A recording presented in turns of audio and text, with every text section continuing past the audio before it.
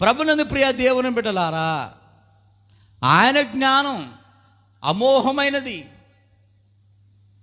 ప్రభువుకున్నటువంటి జ్ఞానము శాశ్వతమైనది. ప్రభువుకున్నటువంటి జ్ఞానము ఈ లోకమందును రాబోయే లోకమందును ధనవంతులుగా మనల్ని నిలబెడుతుంది. అంతటి గొప్ప జ్ఞానం మన ప్రభు దగ్గర ఉంది. అందుకే సొలొమోను కంటే గొప్పోడయ్యాడు యేసు ప్రభు. మన పాయింట్కి వద్దాం. పాయింట్ ఏంటనంటే, విషయం ఏమనంటే, మనకి ఏం కావాలి ఈ లోకంలో బ్రతికినంతకాలం? ఇంకొకరికి దగ్గరికి వెళ్ళి చేయి చాచకుండా అవసరమైతే 10 మందికి పెట్టే అంత సంపద మనకు ఉండాలి అని ప్రతి ఒక్కరూ కోరుకుంటాం. సంపద మనకు ఉండాలి.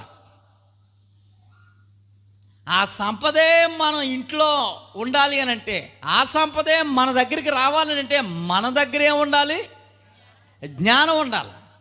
ఆ జ్ఞానం ఎక్కడ దొరుకుతుంది చెప్పండి? ఇప్పుడు ఎవరి దగ్గర దొరుకుతుంది? సొలొమోను దగ్గర, యేసు ప్రభు దగ్గర?